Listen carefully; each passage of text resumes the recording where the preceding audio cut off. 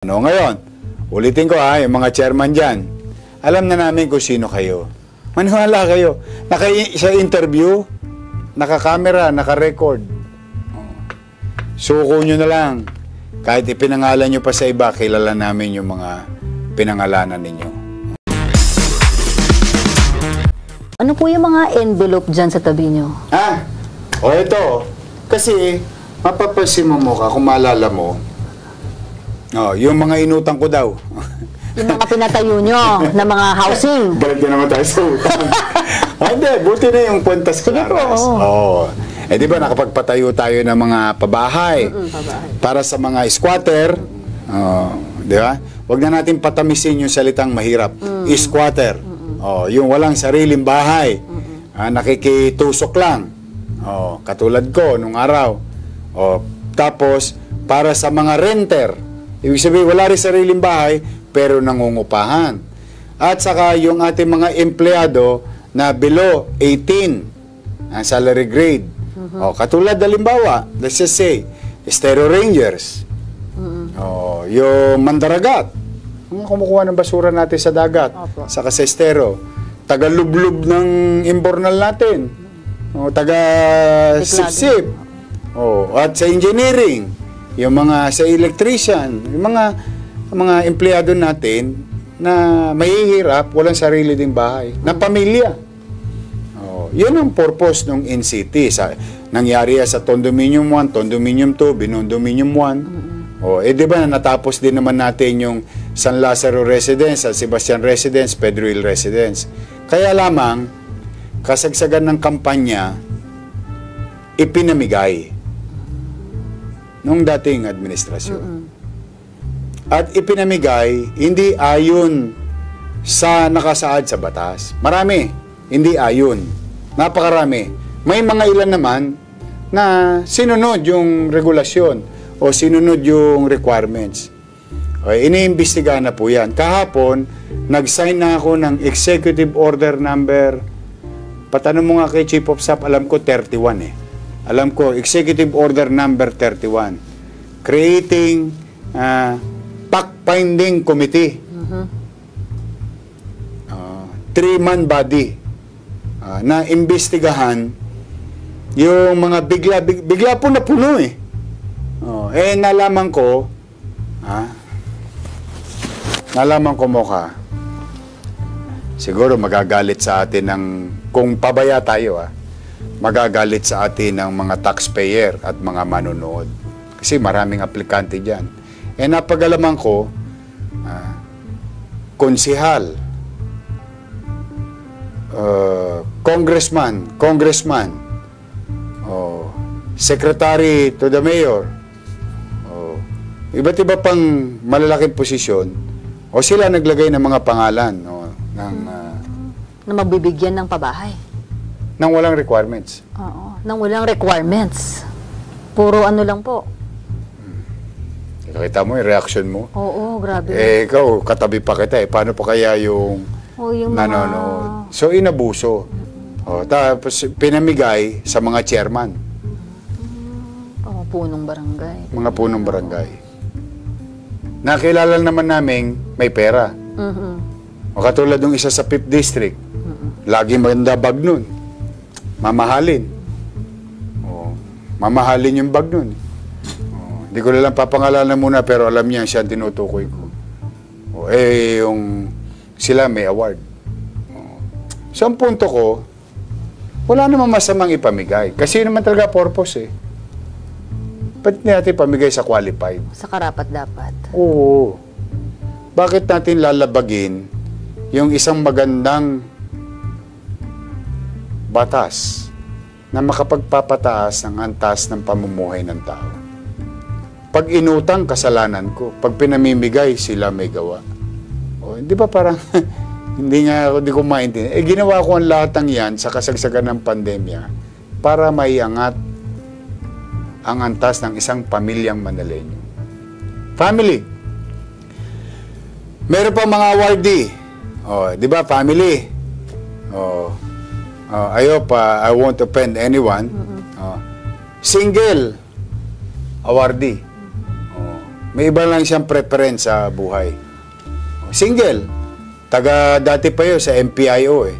Oh. Dito. Pero kilala kong single yun. Paano nagkaroon ng award yun? Di ba binibigyan natin ng award pamilya? Oh. Madalit salita, inabuso natin ang ating diskresyon. Nung araw mo ako, kinuha natin yung squatter. For example, binondominium doon sa distrito mo. May squatter dito. Ito, basketball court. Doon natin tinayo yung binondominium. Yung squatter dito, bago ko giniba, gawa na yung binondominium. Giniba ko to, nilipat ko sila dyan. May sumobra, nirapol ko. Live sa Facebook, which gagawin din natin. Sama ka. Ano ba yung ganun dance mo? Napapanood ko sa TikTok eh. Cookie dance. Cookie dance. Sorry po, cookies. Cookies. May S nga pala. So, nirapol ko. Yung mga dumaan sa proseso, sa dami nila, bahala na ang Diyos kung sino ang papalarin. So, makakaroon sila equal opportunity. Ito, pag nakita mo, care of congressman ganito, care of congressman ganyan, care of congressman ganito, care of councilor ganito, care of the chairman, ganyan, and so on and so forth. Ngayon, ako, okay lang kung qualified kayo. Pero pag napatunayan namin na kulang ang papel, hindi totoo ang papel, nagsinungaling kayo, kakasuhan ko talaga. This time around, tutuluyan ko. Bakit? Property to ng gobyerno. Pera ito ng taxpayer. Pera to ng taxpayer. Ang obligasyon ko bilang alkalde, ang lahat ng ari-arian ng pamahalaan ay kailangan kong maingat na panghawakan. Maingat kong i-dispose. Kasi pwede akong mag-dispose, pwede akong bumili. Katulad yung ginagawa natin sa expropriation. Diyan sa District 2, marami akong biniling lupa nung panahon natin na yun. Sa District 5, yung mga binibili. Pag-aari na ngayon ng gobyerno. Siya namang ibibigay sa awardee, siya namang babayad sila sa gobyerno. Ganun yun. No? Obligasyon ko naman yun. Kaya, itong mga to, mga chairman to, hindi ko napapangalanan. Marami na eh. Kasi yung isa, may una nang sumuko. Sumurrender na. Susi ng kanilang unit. Pati award. Okay. Buti nga may award pero walang application eh. Yung ibang nanonood dyan eh. Shoutout. Tingnan natin kung gaano magsha-shoutout. Gaano karami magsha-shoutout. Yung ibang nga nanonood dyan, Yorme, paano mag-apply? Yorme, matagal na ako nag-apply. Yorme, kailan ba? Ano yan? Pag tinignan mo yan, ako hindi ko nakikita comment nila. Maraming umaasa dyan eh. Opo. Ito nga, Yorme, tanong ka lang, konektado naman po dito. Sure. Sabi ni Lolita Casaljay, pwede rin po mag-apply ang mga solo parent sa pabahay. Kasi may pamilya ka naman, nagbyuda ka. Nahiwalay ka, may pamilya ka. So, pwede. Bakit naman hindi? Basta sila'y walang pag-aari. Ayan na, maliwanag to, ha? Walang pag-aaring lupain o bahay. Tapos, sa mga empleyado natin, dapat below 18. Meron pa nga lawyer, eh. Nandyan sa... Hindi, nandun doon sa... Andun pa? Hindi, titingnan natin kung sila'y a-attend. At magsasabi ng totoo sa fact-finding committee. Because they're going to take oath in the investigation. Ngayon naman, ito, Yorme, nanonood po kami sa iyo ngayon. Kami po yung mga empleyado ng DEPW na awardee. Nag-submit po kami ng lahat ng requirements. Kumpleto po kami. Matatanggal ba kami? Bakit kayo matatanggal? Kung tama at kwalipikado kayo, hindi kayo matatanggal. Kasi may qualification eh. Maniniwala ka, may taga-Tagig. Bawal yun eh. Dapat taga-Maynila lang. So kung taga-Tagig yun, malamang pinaparentahan niya sa iba? Hindi ko alam. Awardee, pero yung address niya, Tagig. Meron pa isa taga-Tondo. O, kukunin ko na lang sa palayaw na Chris. O, yun na lang muna, Chris. Pero alam niya kung sino siya. 3 unit. O, meron naman yung isang congressman. Meron na dito, meron na dito. Siya nagmaniobra rito, siya nagmaniobra rito, nagrekomenda rito, nagrekomenda dyan. So, hindi na siya public housing. Political housing na siya. Nadidipit yung purpose. Ginastos natin bilyon-bilyon.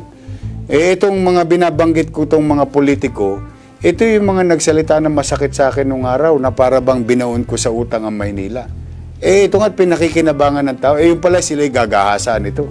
So sa akin lang, o buti na nga lang, ang taong bayan sa Maynila, o hindi naniwala, binigyan pa rin tayong pagkakataon. Ngayon, itatama natin. Itatama. Hindi tayo mga api. Yung mga nabigyan na sa tingin natin ay qualified, sumunod, good for you. Pero wag na wag kayo magsisinungaling. Katulad ito, mabuti to. 7 to puro chairman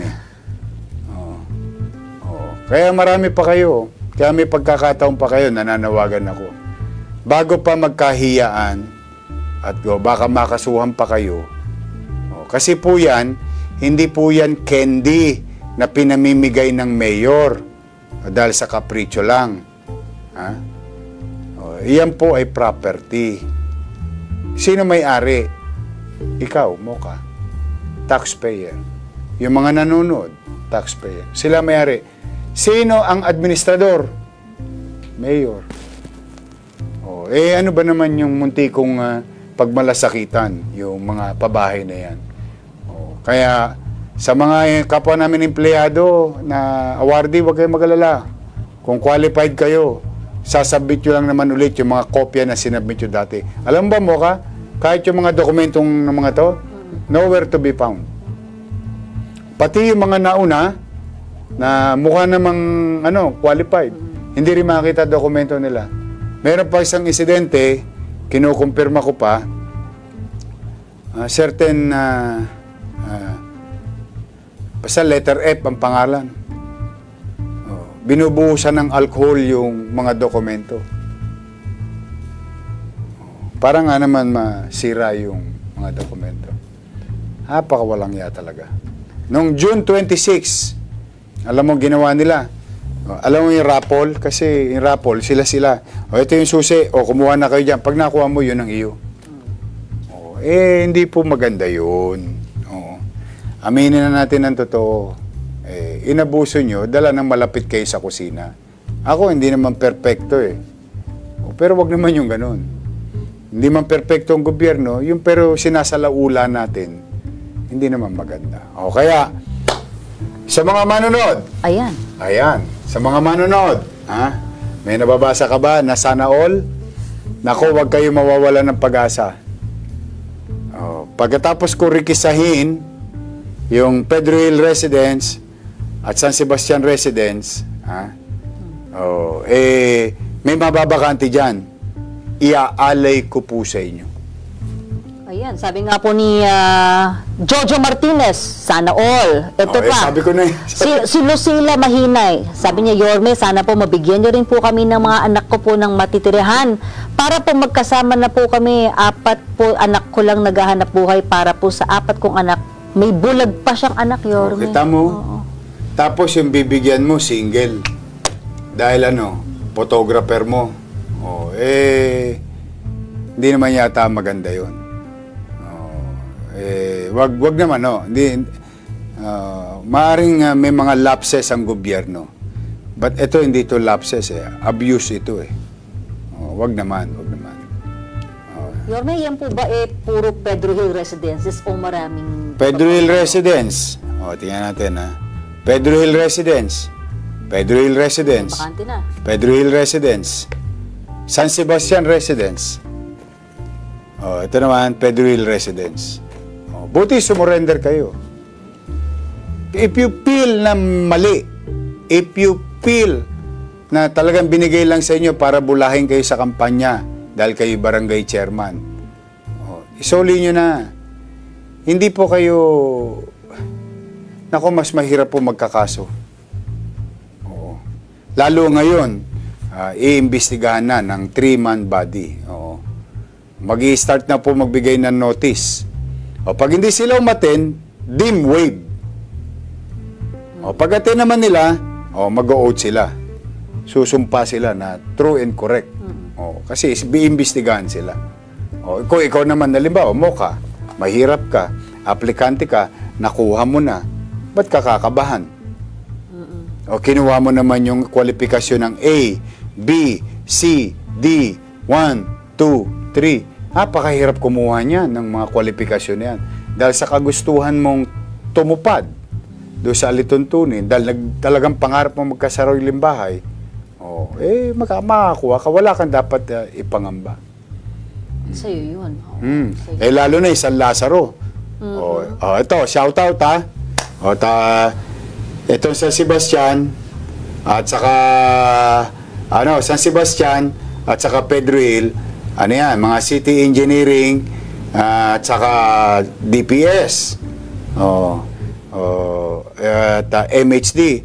San Lazaro, MHD at saka iba pang ahensya ng gobyerno. Kasi may portion. Tapos may portion general population. Yung mga walk-in. Mga walk-in. Kasi marami talaga yan. Yung mga nagte-text sa'yo ngayon, opo. yung mga yan, nagtatry sila dyan. Saan po mag-a-apply? Yun. Meron matanong. Ito po, babasahin na po natin. Sige. Yan, maganda to. Saan mag-a-apply? Kasi Saan mag-a-apply? katulad ito, 7. 7 bakante to. Nako, 7 raffle to. Di ba? You'll never know eh. Hindi na ako para ang Diyos na makapagsabi ikay mabiyayan. Hindi, hayaan ko ang Diyos. Gagampanan ko lang ang tungkulin ko na masusing bantayan at ingatan yung pag-aari at programa ng gobyerno. Kaya yan very close to my heart. Squatter ako eh. Okay. I know how it feels eh. Kaya ako gustong ingatan. Kaya ngayon, saan kayo pupunta? Sa Muso. Manila Urban Settlement Office. Diyan po kayo mag-a-apply. Paano po? Wala lang. Punta kayo. Bibigyan kayo ng requirements. Submit nyo. Paano nyo malalaman kung kayo makakakuha? Wala po. Pag kayo kumpleto, isasama namin kayo sa raffle. Bubunutin namin ni Mocha. Sasama ko si Mocha this time. Bubunot tayo. Make sure na taga Maynila kayo. Ito yun, may matanong lang. Sige. Speaking of bunutan, tinatanong ni Elizabeth Canyones, paano po yan, Yorme, yung year 2022 application, masasali po ba yun? Masali pa rin yun. Okay. Pero kasi doon, siyempre, may nagsubmit na pre-interview na. Dati, ni Atty. Chris Fernandez. Kasama dapat yun. Dapat itinabi yun ng Muso. Bakit? Nagpuhunan na sila ng oras, ng dokumento. Dapat, kasama pa rin yun. Kasi kaya importante taga Maynila. Para kung hindi man niya, halimbawa, dati nirapple ko, Condominium 1. Hindi man niya nakuha sa Condominium 2, kung matira siya, halimbawa, San Sebastian, ano naman pinagkaiba nun? Malapit pa rin naman yun. Sa loob pa rin ng Maynila. Pero, naka 42 square meter ka, 2 bedroom with 2 elevator, at may swimming pool na. This time, may swimming pool na. Tapos, meron pang health center sa baba. Ayun ang maganda. Maganda to, itong ginawa nating 3 na bago. Maganda to. Talagang sayang Sana talaga, alam mo, importante talaga mo kayong continuity sa gobyerno sana tinuloy na lang. Pero nandiyan na yan. Sakit na ulo niyan, Yorme, no? Grabe, Diyos ko. Kaya ngayon lang ako chumicha kaya ako medyo na-late sa'yo ngayon dahil okay lang po yun. Sumubo lang ako ng konti. Yun ang altanghap. Almusal. Tanghalian na po na. Ayun sa Muso, meron doon requirements, pilapan ninyo, isubmit nyo, tapos susunod yung gawin, magdasal kayo. Na sana ay kayo ay mabunot. Kasi hindi na po ako makapagsasabi kung sinong papalarin. Basta gagampanan ko yung tungkulin natin. Na mapangalagaan yan. Ngayon, ulitin ko yung mga chairman dyan, alam na namin kung sino kayo. Maniwala kayo. Sa interview, naka-camera, naka-record. Suko nyo na lang. Kahit ipinangalan nyo pa sa iba, kilala namin yung mga pinangalanan ninyo. Oo. Saka yung mga anak pinagpala. Ang lapit sa kusina. Oo, grabe